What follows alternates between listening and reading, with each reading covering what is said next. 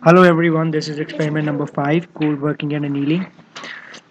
First of all, we kept the sample in the electric furnace for around 30 minutes at 900 degrees Celsius. Then we took the part out, kept it for cooling, uh, and placed a board on it that it is cold, so do not that it is hot, so do not touch it. And then we went to the UTS tester. UTS tester, we placed the cold worked part in it. We just measured the temperature of the UTS tester, which was around 920 degrees Celsius, and then we placed the cold worked part in the UTS tester vertical by measuring its diameter, which was almost 1.91. Like when we place the sample in the UTS tester, we have to see it from side so that it is nice and vertical, so that the forces nicely get distributed and it is broken from the middle. And then we set the readings on the computer and just press OK for the sample. Then our next step was to install the extensometer. This has an standard between the two knobs, which is around 1 inch, and this is installed on the sample to measure the elongation, that how much the part elongated before breaking. So we installed it, and we found that graph, the graph over there, and then we got the notification that we have to remove the extensometer.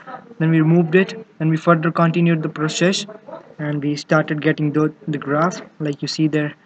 Like there is a dip in the graph, so it is resting over there. And finally the graphs are in progress, as you can see.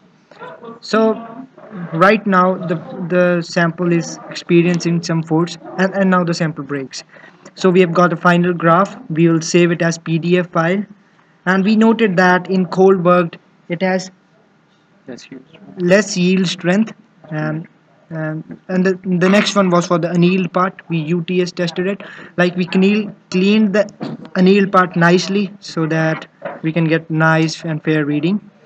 And then we place that anneal part in the UTS tester, like with an extensometer, as I already told you, to measure the elongation. And we set the readings by measuring the diameter and all. We we put the reading of the diameter in the computer along with the area of that. Then we waited that when it gives us the error for the extensometer removal.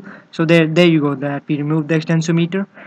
Then now the further the graph continues, then we have to see that how much time it takes to break down. See, now the graph is in progress and it is going further. We just took out the conclusion that the anneal part elongates more than the cold worked part. like like it is experiencing some force right now. It is about to break, I think so. It'll break.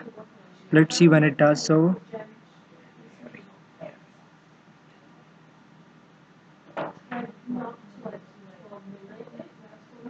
Yeah, it is going on.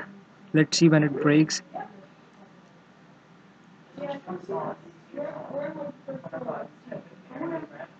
It is taking longer, as you can see it long. Yeah, there you go, the sample breaks, and we noted reading the total elongation was around 12 millimeters, something like that. And we just get the reading, press OK, get the graph as a PDF file, get it in our USB, something like that, and that's it, the two graphs. So we got the conclusion that this one is much more elongates. So we remove the sample out, just take it, and that's it. So we are almost done with our experiment. That's it. Thank you.